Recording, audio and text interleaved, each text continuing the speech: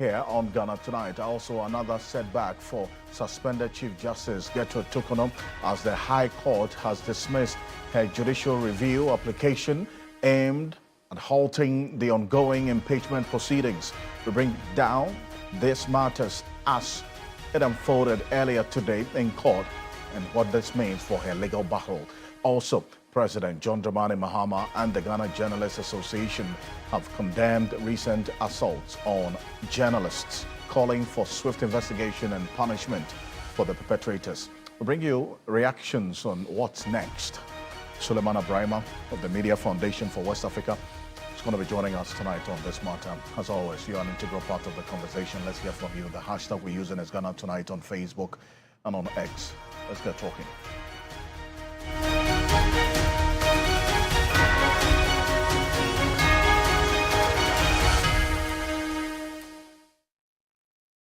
Well, let's settle for Ghana Briefs.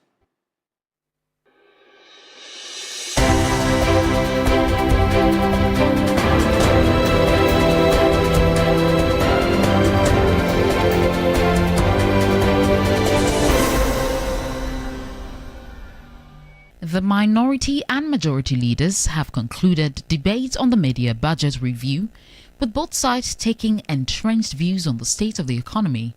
While the minority have insisted throughout the debate that the economic gains have been artificial, the majority have said that things have improved due to the strategic decisions taken by the Mahama government. When the minister stated that he was going to begin to put US dollars in our foreign accounts and Ghana cedis in our local currency accounts, a colleague minister, a minister of state shouted, "Why is he going to do that? All the time when we come, we build these funds, and the day we leave office, and people will come and squander all the funds." Major reforms are taking place in the energy sector. Indeed, the Energy Sector Levies Act is expected to yield 2.9 billion.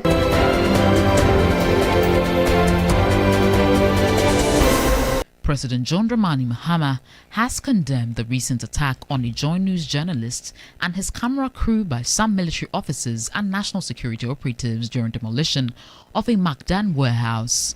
The president is set to convene a meeting between the Ghana Journalists Association and the security chiefs on how to ensure such brutalities are prevented from happening again.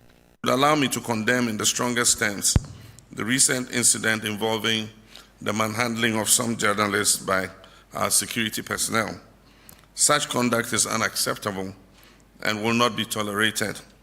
I have instructed that the incident be thoroughly investigated and that the officers involved be sanctioned accordingly. As a card-bearing member of the Ghana Journalists Association, I will not preside over a government that abuses or intimidates journalists.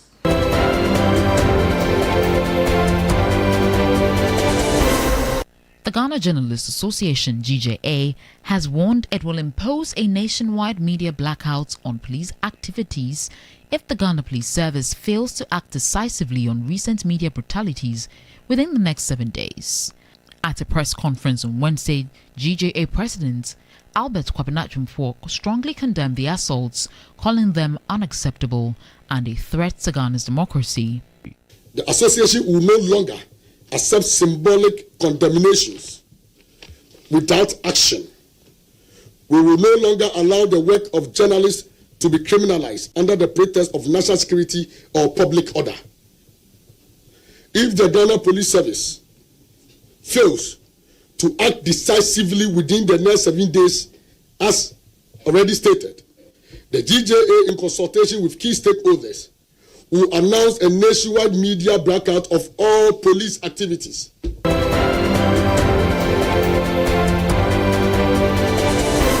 The governing National Democratic Congress, Director of Logistics and Protocol, Ludwig Kloje, has called on the security agencies to strictly enforce peace and security protocols during the Akwatia by-election.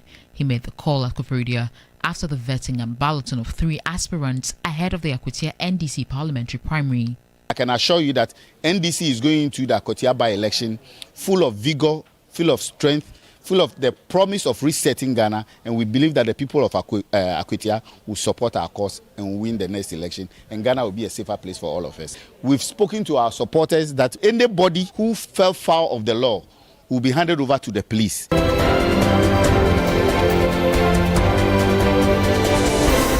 Governor of the Bank of Ghana, Dr. John Isiama, has hinted at the possibility of further reductions in the policy rates in the months ahead, following the central bank's decision to lower the rates by 300 basis points to 25%. He says the move reflects growing confidence in Ghana's economic recovery, supported by easing inflation, a stronger cedi, and improved fiscal performance.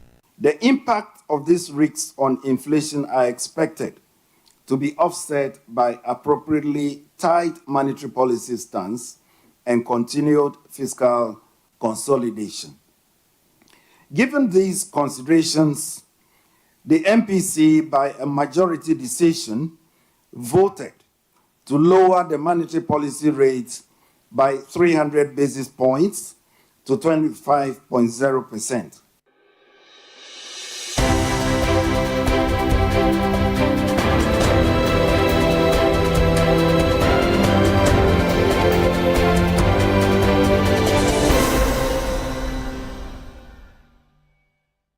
That's more news on 3news.com. Make some time and visit 3news.com. This is Ghana Tonight. We're live as well on 3FM 92.7, also on TV3 Ghana on Facebook, and on YouTube as well. We're streaming live on TV3 Ghana on YouTube. And as always, proudly brought to you by Flamingo Paint, Simply Superior, Sasson Set Size Spray and Coil, Kumtumtum Preco. Coming up next, this is one that has been unfolding thick and fast right from 3 p.m. up until now. Coming up next, the former board chair of the Ghana Airports Company Limited, Paul Adomotri, a journalist as well, and two others are in detention after being interviewed and charged by the Office of the Special Prosecutor earlier today. We've got how this matter has been unfolding right from morning, as a matter of fact, and then the 3 p.m. when he arrived at the Special Prosecutor's office. So stay with us. We've taken every step of the way. Now, the former board chair of the Ghana Airports Company Limited, Paul Adomotri, along with two others, are not spending, at least as far as we do know, as of now, they are not at home because they have been detained by the Office of the Special Prosecutor. Paul Adomotri is under investigation in connection with a revenue assurance contract between the Ghana Airports Company Limited and a private firm owned by the proprietor of Strategic Mobilization Ghana Limited. Bear that in mind, SML. That's a company that has been embroiled in previous instances with contentious matters as well, that is being investigated by the Special Prosecutor. And this specifically has to do with one of the 5 issues that the former Finance Minister, Kenneth Nanayo-Foriata, is being wanted by the Special Prosecutor. This same SML revenue assurance contract, and that was with in the oils sector. Now, take a look at this statement that the Special Prosecutor put out not too long ago. It bore the heading, Adomotri and two others detained over Ghana Airports Company Limited contract probe as he fails to meet bail conditions. The Office of the Special Prosecutor has interviewed and formally charged the board chair of the Ghana Airports Company Limited, Paul Adomotri, and two others. However, Mr. Adomotri has so far been unable to meet his bail conditions. It goes on to say he is required to present 2 landed property of no specific value. And this also you should bear in mind, and we're just going to have a clear understanding of this, because the Special Prosecutor says, present 2 landed property of no specific value registered in his name.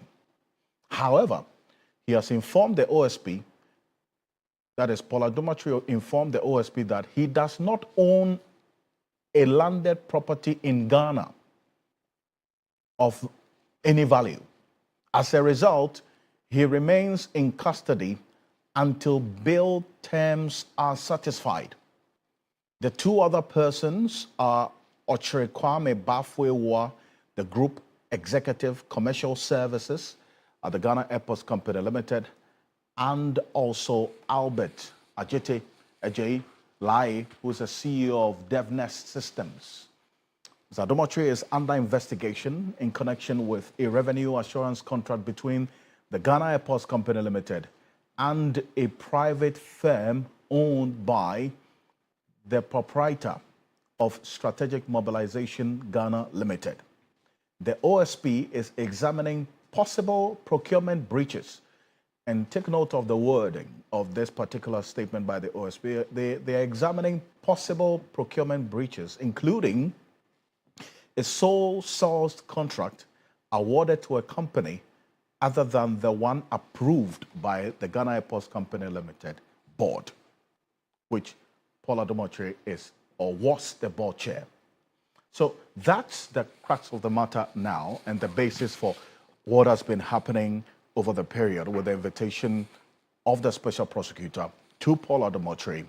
And he did indicate, in fact, he had publicized the time he was going to visit, or as it were, attend to the invitation of the special prosecutor. It's at 3 p.m. My colleague Noble Crosby Annan was stationed at the special prosecutor's office earlier today, right from 3 p.m. when he arrived at the office, as he had publicized, up until after 5 p.m. when darkness began to fall upon the offices of the special prosecutor. It led to what we're seeing now of he not being able to meet the bail conditions. Noble gave us this report as around 7 p.m. When the Office of Special Prosecutor was closed because the staff had finished work and packed out of the place. So it was clear indication that Paul Adomotri was not in the or at the premises of the special prosecutor as of the time that this report was done by Noble Crosby Annan. Take a look. It's been quite an afternoon here at the office of the special prosecutor. That is the building where it all happened at. Paul Adomotri arrived here at the office of the special prosecutor at exactly 2:50 p.m. for the meeting that was scheduled for 3 p.m. Now, he was in the company of two of his lawyers. So 3 people entered through the main gate of the office of the special prosecutor and then walked into the reception where the media was not allowed beyond the main gate of the office of the special prosecutor.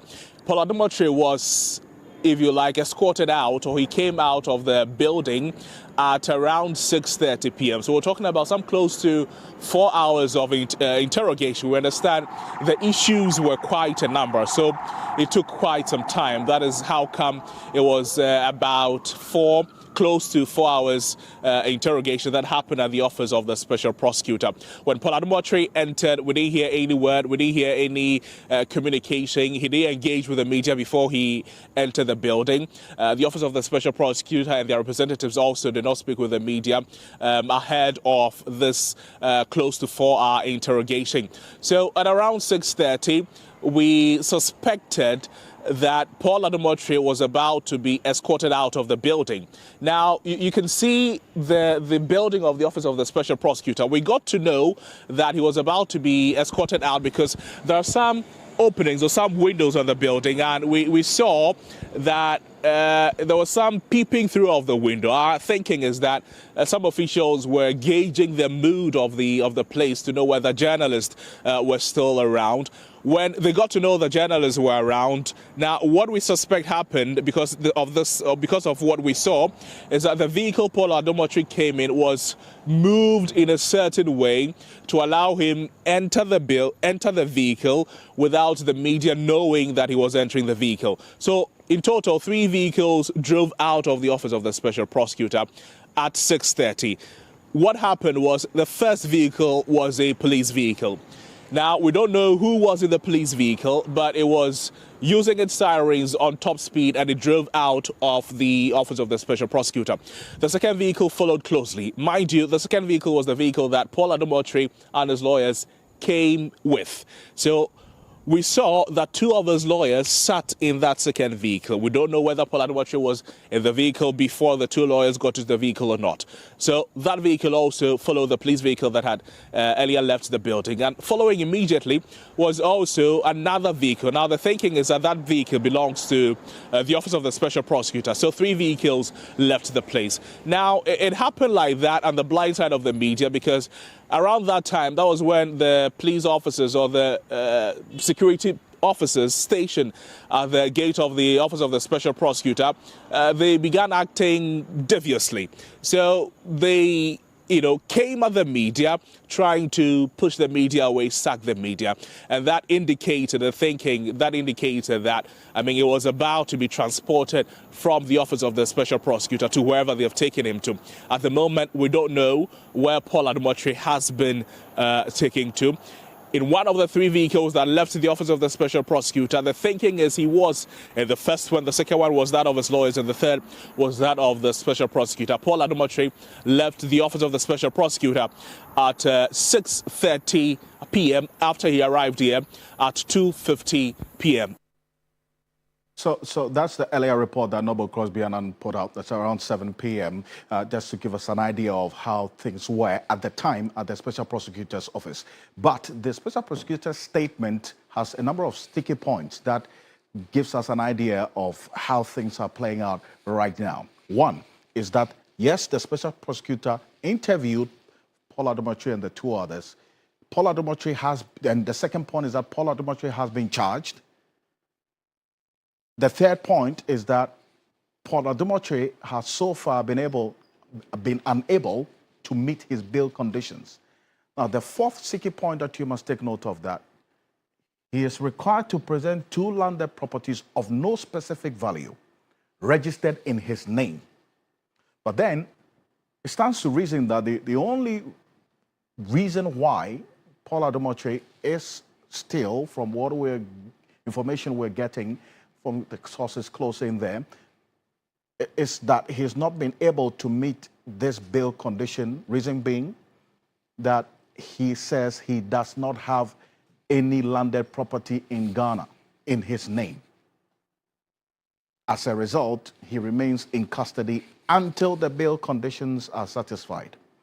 Now, what we do not know is whether or not some persons would come in to stand surety for him, or the night will be passed at wherever he is, apart from home.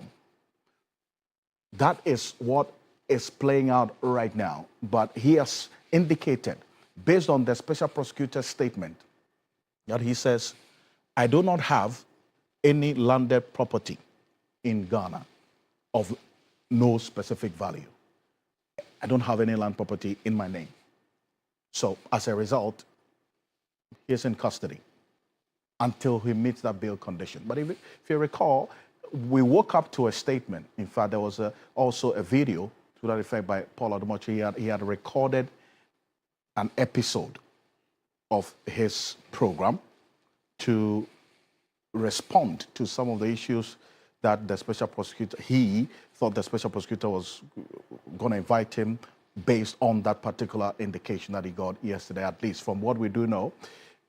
He has mentioned that, 1, he didn't know that there was any contract that had been signed with this said company. 2, it was Manasseh Azuri-Awene who even told him that the MD of the Ghana Airports Company Limited had signed this contract. He didn't know about it. And take note of the date of the contract signed, on the 3rd of December 2024. This was some 3 clear days. In fact, that's on the 4th of December, 3 clear days to December 7, 2024. And then also, he indicates that no money has been lost and no money was paid. This is his account of the reasons why he says the OSP is on a path of witch hunt. Take a look. Act doesn't mention the board chairman anywhere. But anyway, this is Kisi Ajabi and the OSP, so no problem. All right. So he says he's investigating something related to revenue assurance audit service of a contract between some company, Evertex. At the board at the Ghana Airports Company, sometime around 2022, The Ghana Airport Company needed money. I mean, there was not enough money in the system, so they needed money. So the board invited the minister to sort of discuss the fees and charges, whether the minister could go through Parliament and increase the fees and charges so that the Ghana Airport Company can make some revenue. The minister said no, he can't. Because of the post-COVID Ukraine war, it's difficult to go and tell Ghanaians to pay more. So the board should find ways of raising more money, especially non-aeronautical. These are documented in terms of the policy to raise money through non-aeronautical. It's documented. What is non-aeronautical? If you buy a ticket, I buy a ticket, the airport company gets some money. That's aeronautical. Non-aeronautical is whether they deal in some land or they give somebody space to sell meat pie, or somebody is doing something, or other things that we can do, especially at the cargo area, see how we can get more revenue. All that is documented.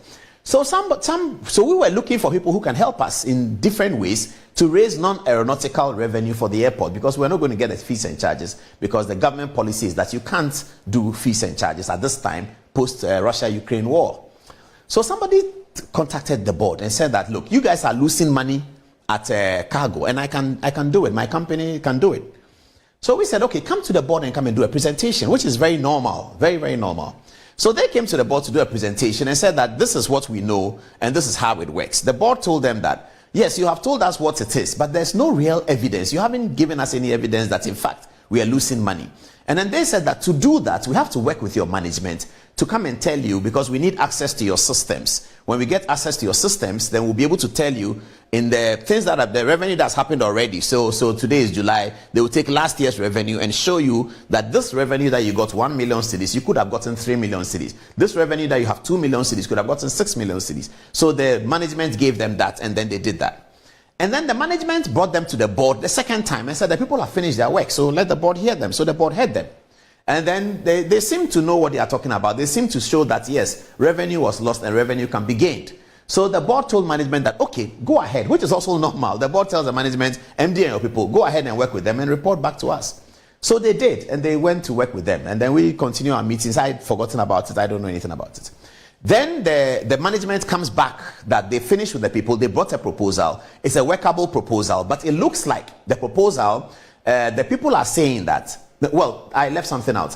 When the people said they wanted to do the audit, the original audit, we told them, and I in particular said it at the board meeting, that we can't pay any money. The Ghana Airport Company cannot pay you any money at all to do this work. Well, he had also indicated in this same recording that he put out 15 minutes long that it was Manasseh Azerawuni that first even mentioned to him that the MD had signed this contract on December 4th. Manasseh Azerawuni also replied on his Facebook page. Says, I watched your special morning edition of Good Evening Ghana, in which you named me. Even as my investigation into the contract is yet to be published, I wish to draw your attention to a few issues. You said I had engaged you on this matter, and we had exchanged questions and answers. You also said you had yet to respond to some of the questions I sent you. This is wholly correct, and I am still waiting for your response to the questions after the several promises and timelines you give me. 2, in distancing yourself from the contract, you claimed on your show this morning that you didn't know the owners of the company that won the shady contracts. Paul, this is false. You have admitted to me, not once, but twice, that you knew the owners of the company from the very beginning. I have evidence of this, and Manasseh put this in capital letters. I also have evidence that a year before that company, that's the one which eventually won the contract, came to the board meeting you chaired at the Ghana Airports Company Limited. You had met those behind the company. So, Paul, it's a lie. Quote, if you claim you didn't know the owners of the company that won the contract. That's Manasseh there. 3, he says, you said the contract does not involve paying money to the company. You said the company would only receive a percentage, that's 15%, from any incremental revenue above the Ghana Airports Company Limited benchmark revenue from the sector during the company's operation. This claim is misleading. Why? SML has similar arrangements with the government, and they claim they only take a percentage from what they recover or the incremental revenue based on their work. By the end of 2023, we had paid $141 million to SML, but SML could not point to a single recovery they had made. SML could not flag any oil marketing company for wrongdoing. This according to Manasseh Azerawuni not even one, but they have been paid. And they are claiming credit for revenue increment from the sector, even after our investigation exposed them and the KPMG report corroborated our findings. It goes on and on. It says, as in all the revenue assurance contracts, the company eventually makes millions of cedis from the state, but without any evidence of recoveries in their audits. Manasseh pointing out these things as well. Martin Kpebo is private legal practitioner joining us. Counsel, good evening. Thank you for joining us here on Ghana Tonight. First of all, I want to find out from you how all of this strikes you, right from the beginning, with the point Paul Adomotri makes in that video that he put out earlier today, that he did not know about this contract. It is Manasseh Azure-Awene that brought his attention to the fact that the MD had actually signed this contract on December 4. And now he has been invited as well to answer questions on it. And I asked you this question, bearing in mind the limitations that we have discussing this, not talking about any sense of guilt or otherwise on this as the OSP is investigating. Contract was brought to the board, etc. So now this U-turn that Paul is doing appears to be neither here nor there. But of course, in a court of law, so many other things can come up. So we cannot conclude here. But certainly from what is playing out so far in the public domain, Paul has an uphill task. He has shredded his own case even before, anything gets started in court. And I want you to kindly reposition so we get a clear connection to you right now. But also, you talk about the fact that he's taking different positions and also taking into consideration what Manasseh Azure-Awene has just put out right now. He is consistently maintained, and I'm talking about Paul Adomotri, that this contract, he actually didn't even know the persons behind them. He hasn't met them before. Manasseh Azure-Awene says that's false. And then he also maintains that he got to know that this MD, the former MD, signed this contract on December 4 as well. Manasseh Azure is contesting that particular point as well. Counsel. Yes, absolutely, Mr. Ocansey. Absolutely. Nobody is saying for has committed a criminal conduct, a competent jurisdiction that can pronounce him guilty after hearing evidence from both sides. That's including him, Paul himself. Yes, and so the 19 clause 2 of the Constitution 1992, which is at play. Correct. It's also within the rights of citizens to begin to take serious exception, okay, at the fact that even though the case hasn't gone to court, there is evidence in the public domain that Paul had sent Manasseh Awene Azure text messages, right, to confirm that a night before the contract came to the board, Paul Adomotri met the owners of the company to whom he met them, Philly Gadochi. Sometimes let's use the local because the effect of communication. So it is too late in the day for Manasseh not aware of the contract. He cannot blow hot and cold. That is certainly not on. He cannot blow hot and cold. That is not on. That is certainly not on. Not in Ghana. We are too smart for that. He has expressly told Manasseh that he knew about the contract. He knew the owners of the contract, and he met the owners of the contract before the contract came to the board for approval. So it is too late. It's too late. He should go tell that to the Marines. Paul should tell that to the Marines, not to Ghanaians. We are smarter than that. Okay? And so that this matter we are discussing is not a matter before any court. It's not sub-judice. We are talking about the fact that he's blowing hot and cold. Blowing hot and cold is not something that has been presented to a court. So we are not injuncted from discussing it. This is information that Manasseh has brought out. Manasseh has replied Paul publicly. And so we are free to discuss it, and we are free to begin to call out Paul. And I make reference to that particular response by Manasseh Azure-Awene consistently because of some of the issues that he raises there. How do you see this case playing out in the coming days, taking into consideration what the special prosecutor himself, or the statement from his office detailing the fact that as we speak now, Paul Adumotre says he doesn't have any landed property in his name of any value in Ghana. And as a result, those bail conditions have so far not been met as far as we do know. As of now, there are any updates, we'll definitely put it out to our viewers and waiting on the special prosecutor to give us those updates. But how do you see things playing out in the coming days? Yeah, so special prosecutor, look, for the case, for Paul to have been invited, okay, it means that the special prosecutor has already finished with preliminary investigations. Yes, that is what the law governing the special prosecutor requires, that before inviting the person, the special prosecutor first has to conduct preliminary investigations to see if there is any need to call the person. The special prosecutor doesn't start his investigations by straight away calling the alleged suspect. No, the law says he should first conduct some investigations without the alleged suspect to see if there is any basis before he calls the alleged suspect. So for the special prosecutor to invite Paul Adumotre, it means that that basic threshold has already been cleared. This means that this is a serious case. It is no child's play. It is no child's play at all, because the special prosecutor has already cleared one stage of preliminary investigations before calling in Paul. So that preliminary investigation will involve things like at least scrutinizing to see, was there a contract in the first place? Was that contract approved whilst Paul Adumotre was board chair, etc.? A whole number of things. So this is a very serious case. And let me repeat again, look, even if this case doesn't end up in court, the part where he's already blowing hot and cold, okay, approbating and reprobating is already in the public domain, and that side is finished.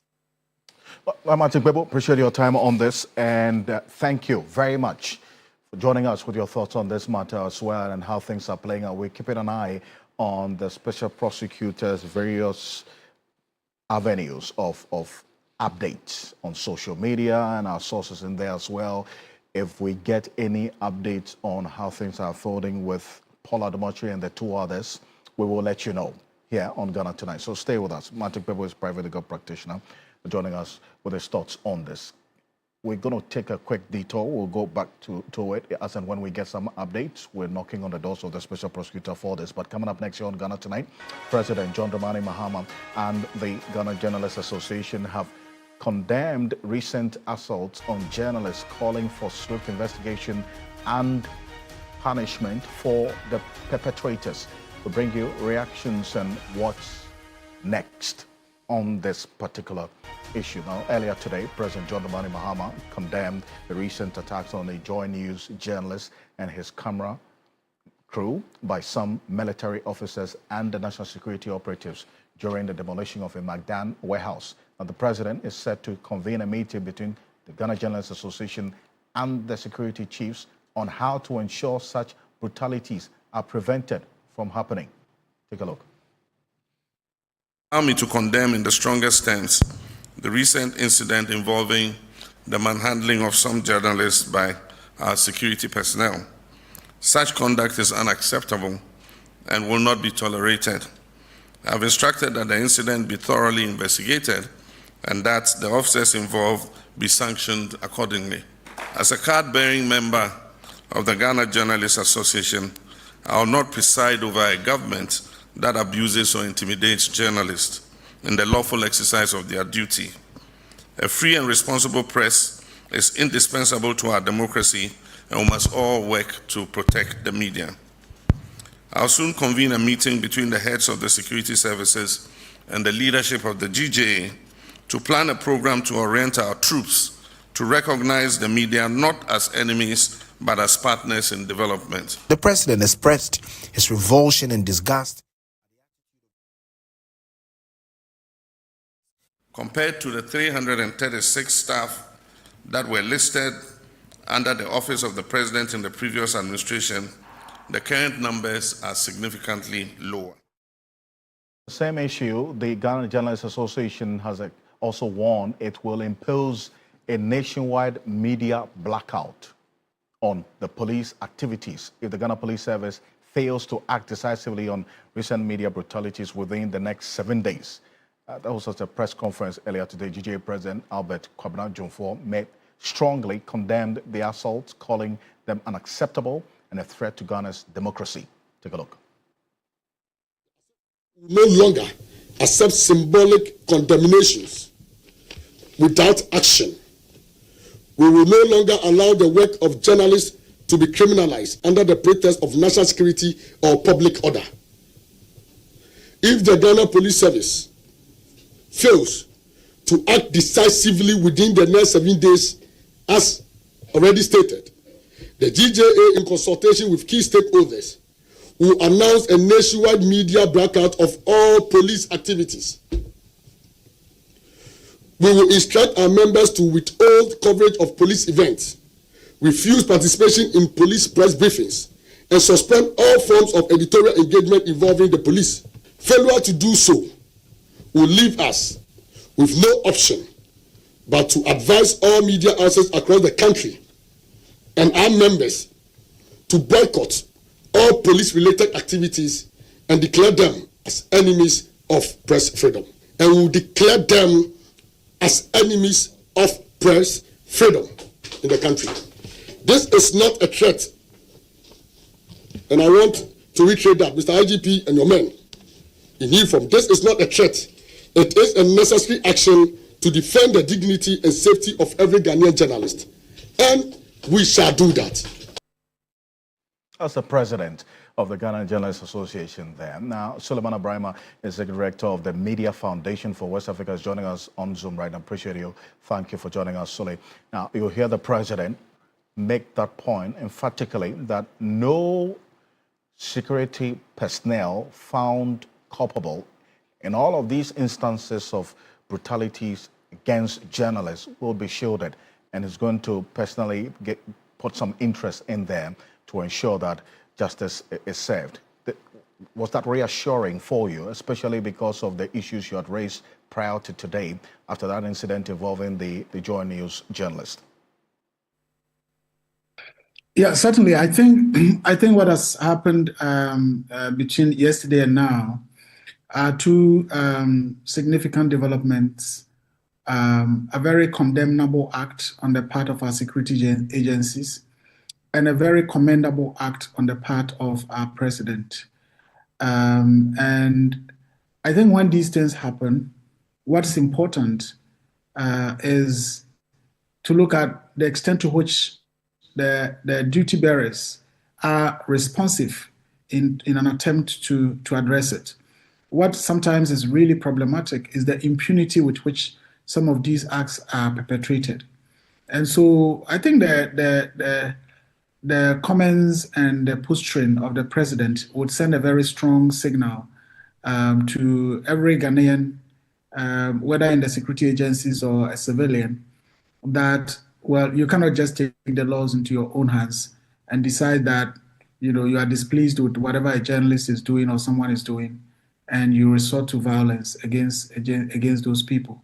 So I think it's very commendable. And I said in the morning elsewhere that in our efforts to promote press freedom and safety of journalists, one of the critical things that we look at is when incidents like these happen, what have been the response, or what are the response from the authorities to try and address the concerns. And so I think, yes, we've already condemned what happened yesterday, and I think we must commend the president for the actions being taken. Right. And beyond the president's statement, strong statement of assurance today, which you commend, what do you want to see? Because this is not the first time we've seen journalists been at the receiving end of brutalities by security personnel. And this is the military we're talking about here in this recent one yesterday. They say they have their own way of punishing their people. And so we don't get to know how these people are punished. What do you want to see? I think we are in a different era of some sort. We've had 8 years ago a different government, a different leader in place.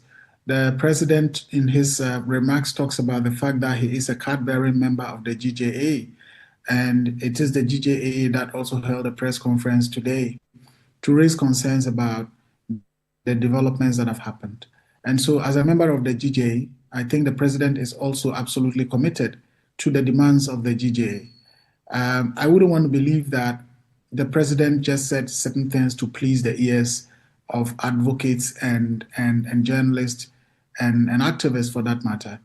I think that that would be quite disappointing if in the end it turns out that the president was essentially just saying things to please people.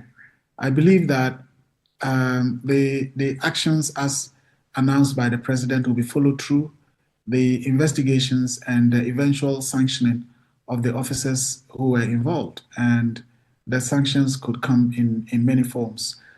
For me, as I said, what is also critical is a strong signal that the president's actions send to the entire Ghanaian community when it comes to press freedom and safety of journalists. And you hear the president talk about a meeting that will be at his instance between the Ghana Journalists Association and then also the heads of the security agencies in this country to understand the work of journalists and then how we can work hand in hand for the greater good.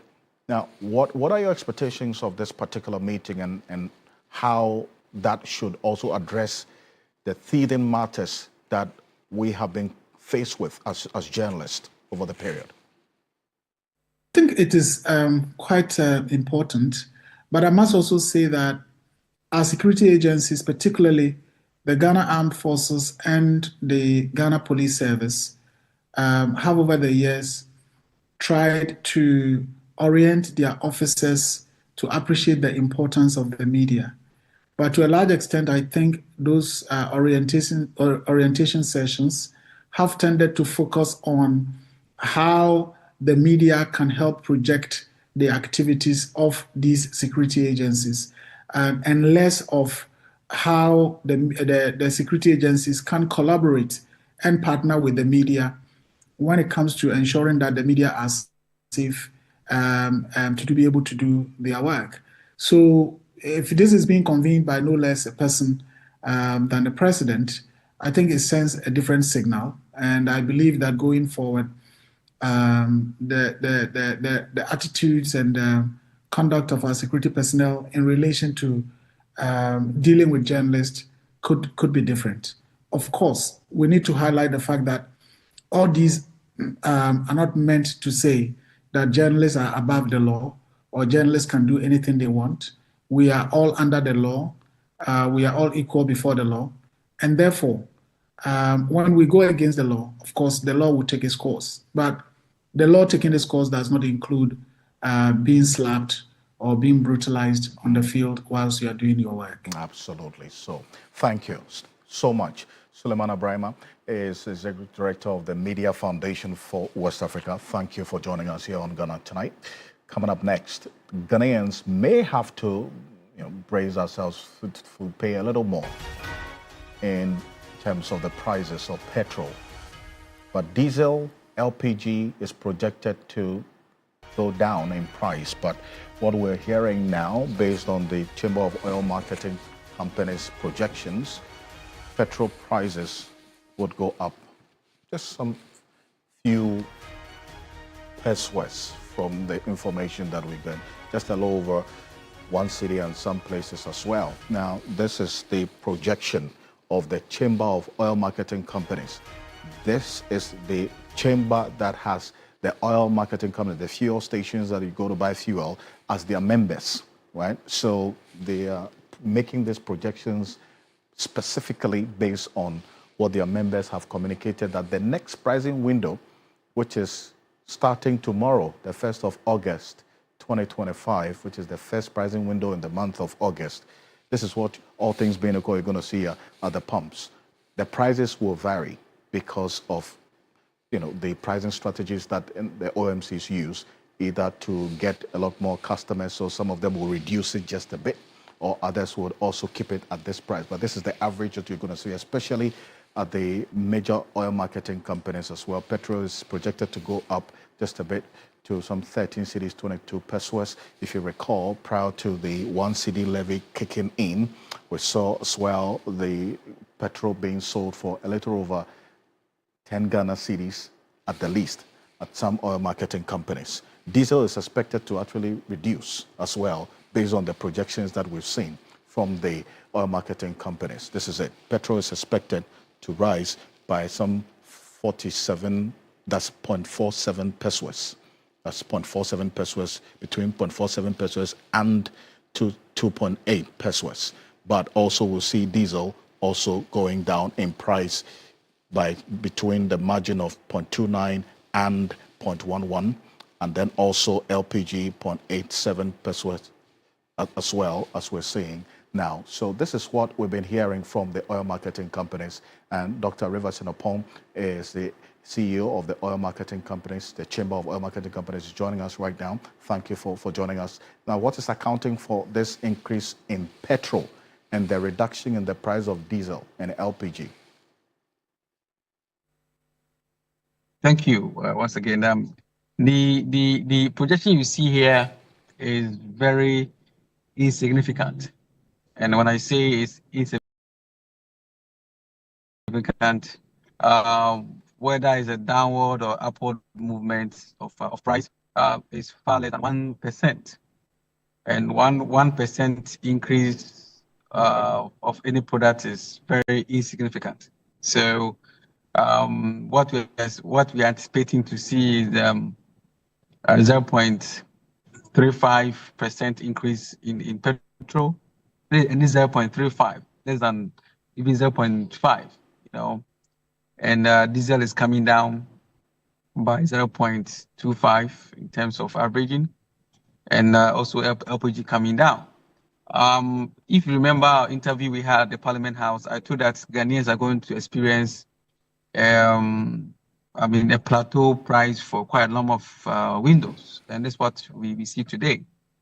You know, for you to have such a very marginal or even decimal increase or downward movement of price means that most of the OMCs are going to sell it at the same price that as they sell today, even starting from tomorrow when a new window begins. I see. If you say we should expect a 0.35% increase, for the understanding of the viewer watching us right now who is buying fuel, that's the petrol at say 11 cedis 77 pesos now, what margin of increase should we be expecting beginning tomorrow?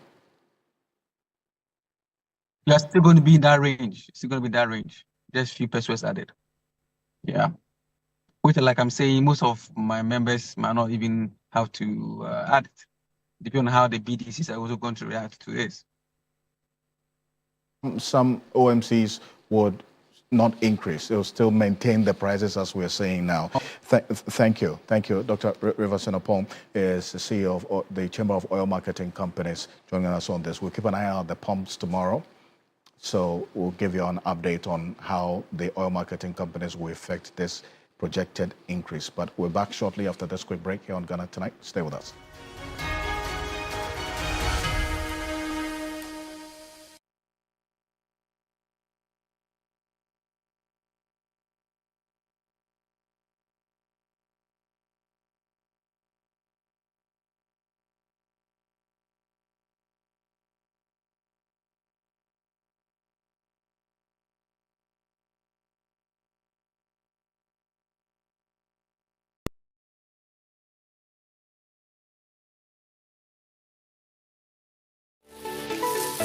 Why are more and more professionals choosing Flamingo paint? As an interior decorator, I aim for the beautiful.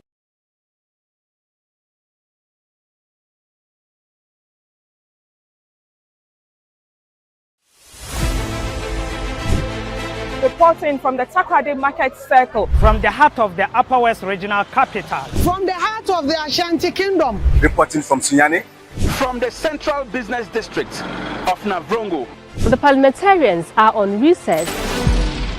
This is where it all unfolds. The moments that potentially alters the course of our nation and the world. These are the individuals we recognize, the voices we amplify, who appears on screen and who contributes behind the scenes. With professionalism at our core, we bring you news you can trust. Impact journalism that makes a difference. This illustrates how diverse perspectives enhance our strength and reinforces our mission. This is 3 News.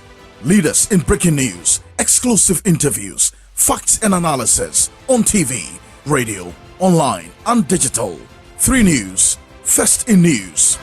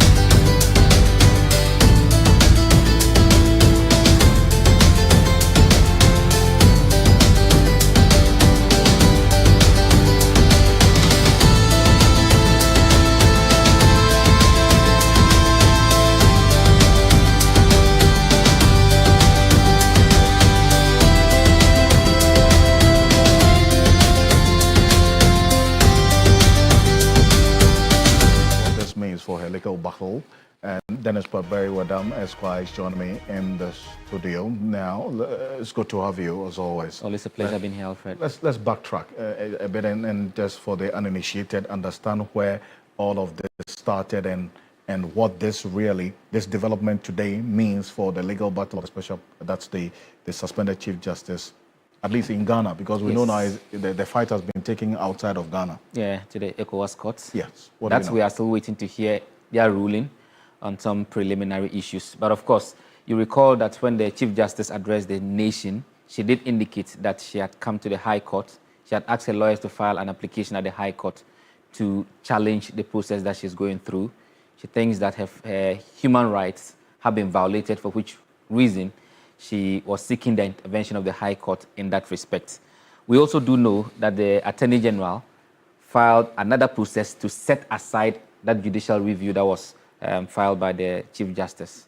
Mm-hmm. That has also been running. So what we are learning today and what indeed happened in court today was to the effect that that particular application by the Chief Justice has indeed been dismissed, and because the court deemed it to be an abuse of the court process, mm-hmm. and in some parts also say some of the matters that have been raised there, the High Court did not have jurisdiction to look into those matters, because as the Attorney General strongly argued, that some of the matters are those that have already been determined by the Supreme Court, for which reason repeating them at the High Court was of no useful purpose.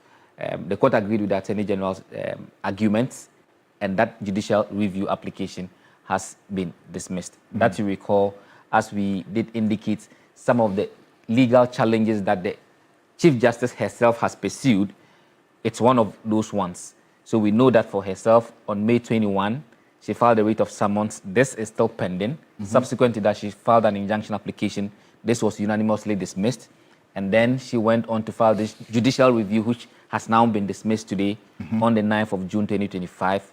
She went to the ECOWAS Community Court. This matter is still also pending, but they've made arguments in respect of what they call preliminary measures, more or less like the injunction equivalent in our jurisdiction. That arguments have been done. A date is yet to be fixed for hearing. So in respect of this particular matter, Alfred, this is where we are. We also do know that the last time the president spoke on this matter, met with the Council of State, he had indicated that he was waiting for the report or the recommendations of the committee that was sitting on this particular matter. So what we are now waiting for is what the outcome of that committee sitting or hearing would be. Once the recommendations are made, like we always indicate, by showing what the law says under Article 146, is for the president to act on such recommendations. But as it stands now, Alfred, this particular matter has been dismissed by the High Court. Well, there was something else that happened in court today. Yes. This was in relation to Kenneth Oforiatta and his quest to set aside that arrest warrant by the special prosecutor. Yes, Alfred. What happened? You know, this is also a long-running matter between the OSP and then the former finance minister, Ken Oforiatta. He sought to challenge that arrest warrant. And in fact, how it was procured, he thinks that it was not the procedure for the securing that arrest warrant was not right in law. So he sought to set aside that particular arrest warrant together with all the subsequent proceedings, including the Interpol red notice. The court did not agree with the former finance minister. So, I mean, that was also dismissed. So that application to set aside the arrest warrant was actually dismissed. What it means is that the arrest warrant is still effective, and all the processes that the OSP is using to, as it were, bring the former finance minister into the country, including the Interpol red notice and all that, are still effective as were announced. So that action too by the former finance minister also failed in that particular respect. So Alfred, that's just by way of update in some of the matters that are coming out from the law courts today, in addition to the earlier issue that we dealt with in respect of the OSP. Indeed. And as far as we do know, there hasn't been any updates from the special prosecutor. No, the latest update is what you did read, to the effect that the suspects are still in detention. So in the absence of any updates, we take it that they are still in detention. And to think that the time that they were taken out of the OSP, more or less like after closing hours, even if bail conditions are to be met, you usually would need some officers to execute that. Unless the officers are gracious enough to overstay time to execute for you, it's not ordinary, or it's not a normal thing for bail to be executed in the middle of the night. So it's reasonable to expect that as long as there's no update on it, they are still in custody as we speak. That's Paul Adumochiri and then the two others. Others, yes. I see. But we're still keeping an eye on the special prosecutors. Precisely so.